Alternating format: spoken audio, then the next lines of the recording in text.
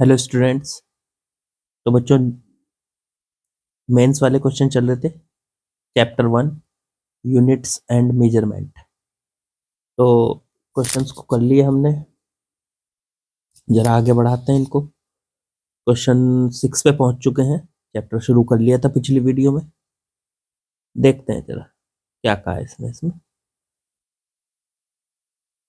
देखो, एक matching list दी है। उसमें लिस्ट 1 में एक तरफ 4 क्वांटिटी लिखी हुई है, दूसरी तरफ उनकी डायमेंशन लिखी हुई है। सही क्वांटिटी की मैचिंग सही डायमेंशन के साथ करनी है। Spring constant. देखो, स्प्रिंग कांस्टेंट की बात करोगे अगर, स्प्रिंग कांस्टेंट तो के होता था। ये फॉर्मूला इसका होता था फोर्स और बटे में डिस्टेंस। अब आप कहोगे सर ये कहाँ से आया? तो एक बात बताओ, अगर हमारे पास कोई स्प्रिंग होता था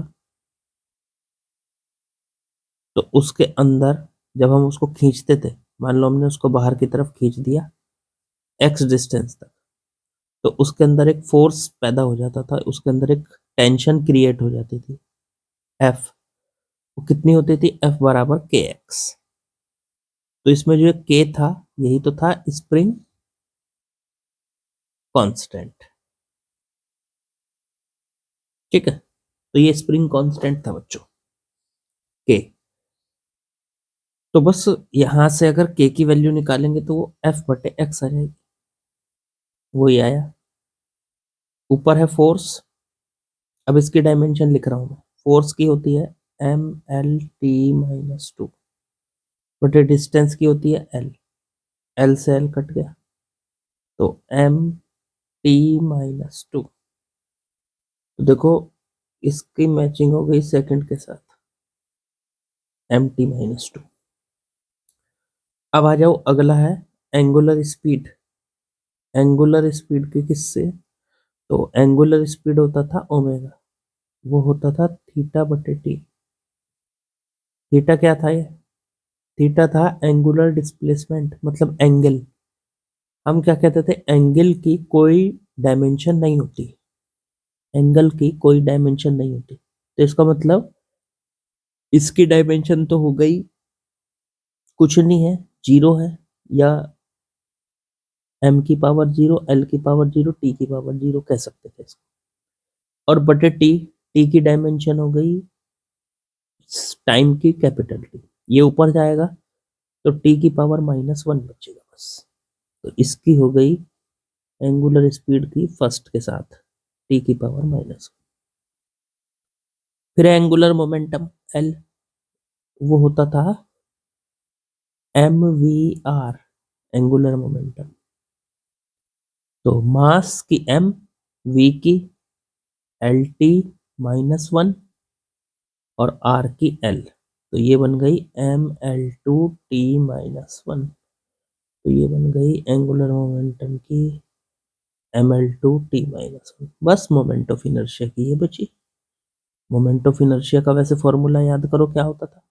आई बराबर एम आर स्क्वायर। तो एम की एम, आर की हो गई एल स्क्वायर। तो बस, बिल्कुल आसान था। तो ऑप्शन चेक कर लो। ए का सेकंड, ए का सेकंड, ए का सेकंड इन दोनों में है, तो ये दो में से कोई ऑप्शन है। फिर बी का फर्स्ट, बी का फर्स्ट बस ऑप्शन है। सी का फोर्थ और डी का third. Option A is correct. आसान बिल्कुल। चलो आगे बढ़ते हैं। चलो क्वेश्चन नंबर 7 करते हैं बच्चों। देखो इसमें क्या दिया है। ये खास तरीके का सवाल है। इस तरीके का सवाल ज्यादातर पूछ लिया जाता है। ठीक है, देखो इसने क्या कहा। If force F, velocity v and time t considered as fundamental physical quantity. देखो, वैसे फिजिकल क्वांटिटी हमारे पास जो फंडामेंटल फिजिकल क्वांटिटी होती है वो क्या क्या होती है? Mass, length, time, etcetera. 7 physical quantity होती थी फंडामेंटल। लेकिन उनकी जगह अगर हम फोर्स F, वेलोसिटी V और टाइम T को फंडामेंटल मान लें, मतलब फंडामेंटल क्वांटिटी बदल दी हमने, फंडामेंटल मान ली हमने, तो फिर डेंसिटी की डायमेंशन हमको कैलकुलेट करनी है। अच्छा, डेंसिटी की डायमेंशन वैसे कैलकुलेट करोगे तो किसकी टर्म में आएगी? MLT की टर्म में आएगी, लेकिन उसकी टर्म में नहीं निकालनी हमको, हमने मानी है फंडामेंटल F, V और T, तो इनकी टर्म में ही निकालनी है हमको। ठीक है, तो किस तरह से कर सकते हैं अगर इसमें निकालना है? तो इसका एक तरीका होता है, तरीका सुनो क्या है। आपको क्या करना है, आपको डेंसिटी मान लो ये है रो, और इसकी डायमेंशन मान लेनी है रो की, मतलब ये फोर्स की पावर कितने पे डिपेंड कर रहा है, मान लो फोर्स की पावर x, वेलोसिटी की पावर y और t की पावर z। ठीक है, इस तरह से मानना है आपको। मान लो कि ये जो डेंसिटी है रो, ये फोर्स पे भी, वेलोसिटी पे भी और टाइम पे, तीनों पे डिपेंड करती है। फोर्स की पावर x, वेलोसिटी की पावर y और t की पावर z पे डिपेंड करती है। ये इसके प्रोपोर्शनल है, इस पे डिपेंड करती है। अब x y z की वैल्यू निकाल लो, अपने आप इसकी डायमेंशन आ जाएगी। ये जो x y z की वैल्यू होगी यही तो डायमेंशन है, बस जो भी कुछ आएगी ये वैल्यू। तो उसको कैलकुलेट करने के लिए आपको क्या करना है, आपको दोनों तरफ की डायमेंशन लिखनी है, जो इनकी ओरिजिनल डायमेंशन है वो लिखो पहले।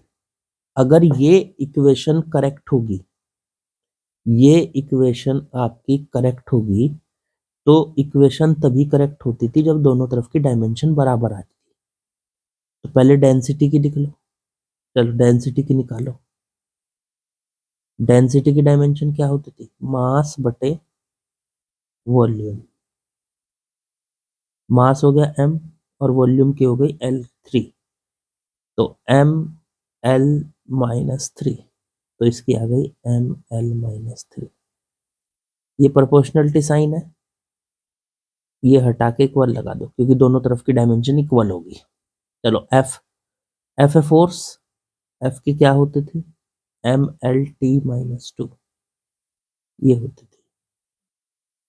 तो mlt-2 और पूरे की पावर x, फिर वेलोसिटी v lt-1 और पूरे की पावर y, फिर टाइम t की पावर, t की तो t होती है, टाइम की तो पावर z। अब जरा लिखो ml-3 t की पावर 0। इधर m की पावर हो गई x, देखो यहाँ m है और उसकी पावर यहाँ पे x है। फिर l की पावर x यहाँ से आ गई, l की पावर y यहाँ से आ गई, तो x प्लस वाई हो गई। फिर t की पावर माइनस का 2x यहाँ से आई, t की पावर माइनस का y यहाँ से आई और t की पावर z यहाँ से आई, ये हो गई। अब क्या करें, दोनों तरफ की डायमेंशन की कंपैरिजन करा लो, दोनों तरफ की डायमेंशन की कंपैरिजन। m की पावर इधर 1 है, इधर m की पावर x है, तो x बराबर आ गया 1। इधर l की पावर -3 है, इधर l की पावर x प्लस वाई है। x की वैल्यू 1 भर दो यहाँ, माइनस का 3, 1 प्लस वाई, तो y की वैल्यू आ गई माइनस का 4। अगला t की पावर 0 है, इधर t की पावर, तो 0 बराबर माइनस का 2x माइनस का y प्लस का z, ये आ गया आपका। अब x की जगह तो -1 रखा तो माइनस का 2 बचा, y की जगह -4 रखा, माइनस माइनस प्लस 4 हो गया, प्लस z, तो z की वैल्यू आ गई +2, इधर ले जाके -2। लो जी z की वैल्यू, तो x की वैल्यू 1, तो इसका मतलब रो की जो डायमेंशन आई वो क्या आई? f की पावर x v की पावर y और t की पावर z, ये डायमेंशन तीनों की। चलो, तो f की पावर x, x कितना आया था 1। चलो, v की पावर y, y कितना आया था -4, और t की पावर z, z आया था -2। तो इसकी डायमेंशन आ चुकी है f v की power -4 t minus F V -4 t -2। कौन सा ऑप्शन है? एक मिनट।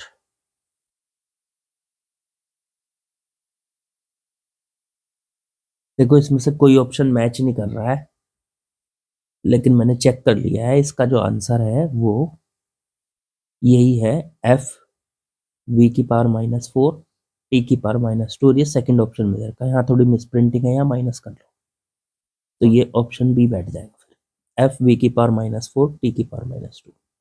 ये थोड़ी मिस प्रिंटिंग है, इसको करेक्ट कर लेना। ठीक है, चलो अगले सवाल में चलते हैं। चलिए नेक्स्ट क्वेश्चन में आते हैं। क्या दिया है इसमें? Dimension of 1/μ0 epsilon naught should be equal to. तो 1/μ0 एप्सिलॉन नॉट की डायमेंशन निकालनी है, या तो म्यू नोट के अलग निकाल लो, एप्सिलॉन नॉट के अलग निकाल लो, और उससे कैलकुलेशन कर लो, वरना एक आसान तरीका है। देखो, इलेक्ट्रोमैग्नेटिक वेव में हम एक फॉर्मूला पढ़ के आए थे, और वो था c बराबर 1/में √μ0 एप्सिलॉन। c क्या था? c था यहाँ पे speed of light, speed of light, light की स्पीड का फॉर्मूला था। इसको ऐसे भी तो लिखा जा सकता है सर, दोनों तरफ का स्क्वायर कर दो, 1/μ0 एप्सिलॉन। हाँ बिल्कुल लिखा जा सकता है, बस आ गया आंसर। तो क्या करना है आपको?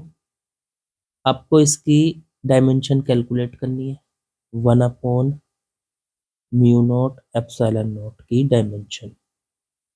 तो इसकी डायमेंशन जो होगी, दोनों तरफ की कर दो, इसकी इधर की लेफ्ट साइड की सी स्क्वायर की, और इधर की 1/μ0 एप्सिलॉन नॉट की। तो डायमेंशन ऑफ सी स्क्वायर, तो सी स्क्वायर की डायमेंशन सी क्या है sir? Speed of light, light की स्पीड, तो LT-1, और उसका कर दो स्क्वायर, तो ये आ गया L का स्क्वायर, और T की पावर -1 का स्क्वायर करेंगे तो -2 हो जाएगा, L2T-2। या इसको ऐसे भी तो लिख सकते हैं, L²/T²। Option C is correct. लेकिन अगर इसके लिए ये फॉर्मूला याद है आपको, फिर तो बेहतर है, ऐसे याद होगा, हम करके आए हैं ये वाला चैप्टर, तो फिर बेहतर है, फिर कोई दिक्कत ही नहीं है। ठीक है, आसानी से हो जाएगा। चलो आगे बढ़ते हैं। चलिए बच्चों, नेक्स्ट क्वेश्चन में आते हैं। देखिए इसमें क्या बोला है, क्या कहा है इसमें। एक इक्वेशन दे रखी है, P+A/V² V-B RT। ये तो रियल गैस की इक्वेशन है, आप सभी को पता है। तो represent the equation of state of some gas, P pressure, V volume, T temperature, A B C are constants. The physical quantity which has dimensional formula as that of B²/A।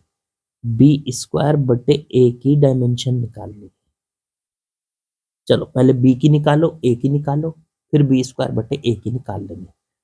पहले अलग से निकालते हैं जरा B की और A की। एक बात सोचो, देखो प्रेशर और A/V², ये दो टर्म है, ये दोनों टर्म ऐड हो रही है आपस में।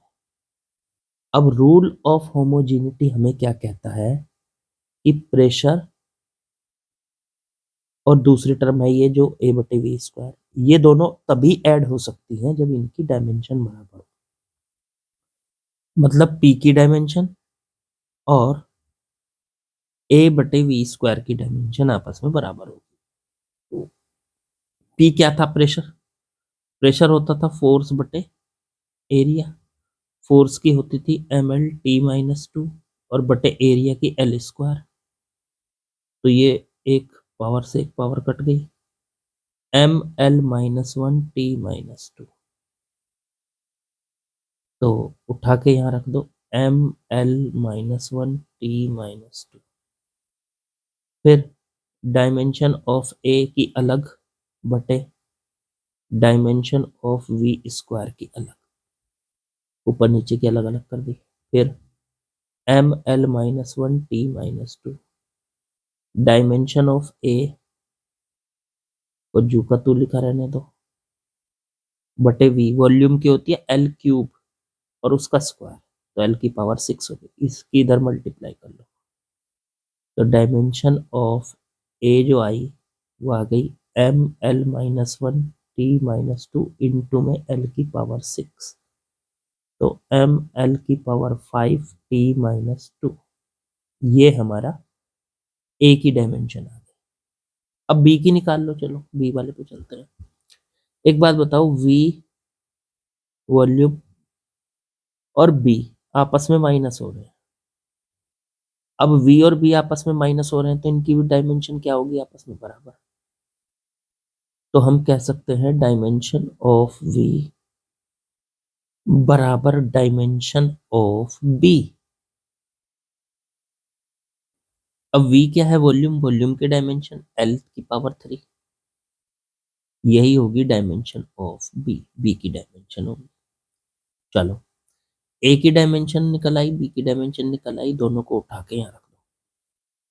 चलो बी की रखो, बी की है सर एल की पावर 3 का स्क्वायर बटे ए की डायमेंशन एम एल की पावर 5 टी की पावर -2, ऊपर बन गया एल की पावर 6 बटे एम एल की पावर 5 टी की पावर -2।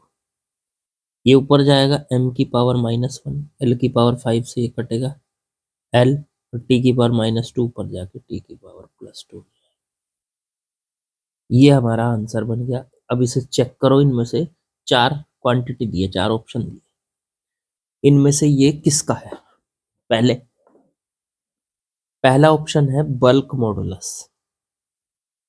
बल्क मॉडुलस, तो बल्क मॉडुलस होता था फॉर्मूला, बल्क मॉडुलस का फॉर्मूला होता था स्ट्रेस बटे स्ट्रेन। स्ट्रेस की जो होती थी आपकी, स्ट्रेस का फॉर्मूला फोर्स बटे एरिया, फोर्स बटे एरिया, और स्ट्रेन होता था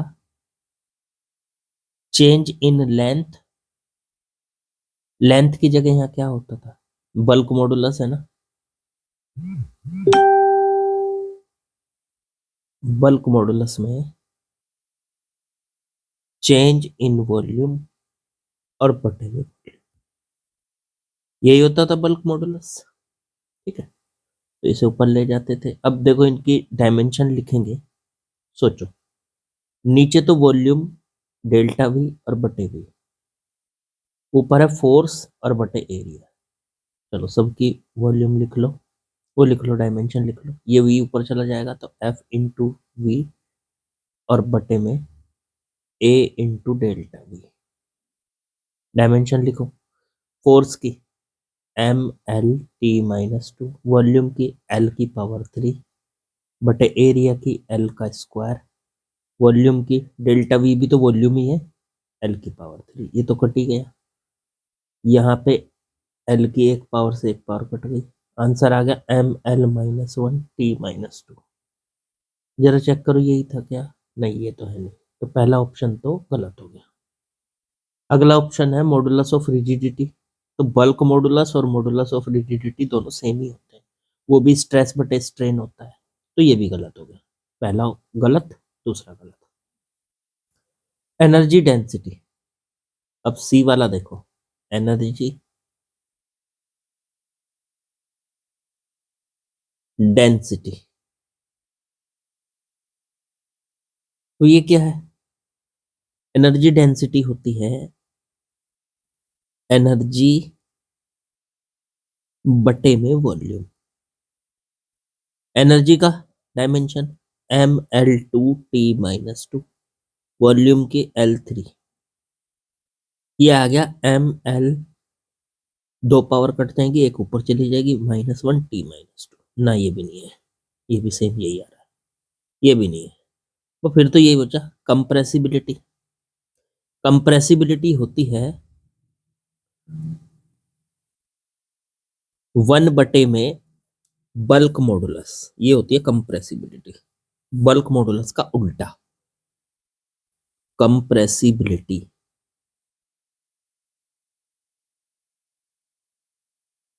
कंप्रेसिबिलिटी ये होती है 1 में बल्क मॉडुलस।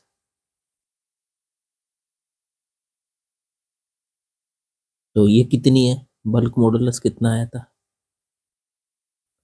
ये आया था 1 में m l-1 t-2, ये ऊपर पहुंच जाएगा तो m-1 l की पावर -1 ऊपर जाके 1 हो गई, और t-2 था ऊपर जाके 2, तो m-1 l t की पावर 2। m-1 l देखो यही था, m-1 ये देखो यहाँ m-1 l t की पावर 2, तो आंसर है कंप्रेसिबिलिटी। पहली बात तो इसको चेक करने की जरूरत ही नहीं, शुरू के 3 ऑप्शन गलत है तो चौथा ही सही होगा बस। ठीक है, चलो आगे बढ़ते हैं। चलो बच्चों अगले क्वेश्चन में आते हैं। क्या दिया है जरा समझते हैं। दिया है लिस्ट तो दे रखी है, तो मैच कराना है दोनों को। तो पहली लिस्ट में टॉर्क टॉर्क टॉर्क टॉर्क, तो टॉर्क का डायमेंशन लिखना है। टॉर्क का फॉर्मूला, टॉर्क का फॉर्मूला था फोर्स इनटू में डिस्टेंस। तो फोर्स के लिए m l t-2 और डिस्टेंस हो गई l, तो ml2t-2। चेक करो किससे मैच हो रहा है, ml2t-2, ये तो हो गया सेकंड नंबर से मैच। चेक कीजिए। फिर है स्ट्रेस। स्ट्रेस होता है बच्चों फोर्स बटे एरिया, रिस्टोरिंग फोर्स होता है बेसिकली। ml-t-2 बटे एरिया हो गया l²। एक l से एक l कट गया, m एक l ऊपर जाएगा तो l-1 t-2। तो ऑप्शन मतलब कि ये लिस्ट मैच हो गई स्ट्रेस की ml-1 t-2। तो ये स्ट्रेस वाली लिस्ट मैच हो रही है 4th नंबर से। ठीक है बच्चों, देख लो। अगला है फिर pressure gradient. Pressure gradient, pressure gradient का फॉर्मूला ऊपर आता है change in pressure, change in pressure बटे में चेंज इन डिस्टेंस।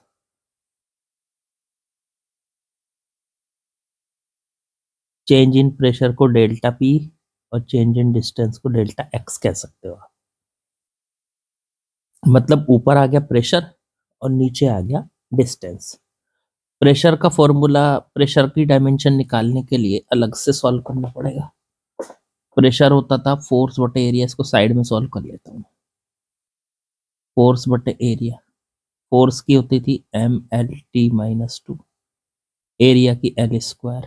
एक l से एक l कट गया, ml-1 t-2, ये आ गई। और ये तो यहाँ पे स्ट्रेस की भी यही होती है, तो ये हम निकाल चुके थे यहाँ पहले।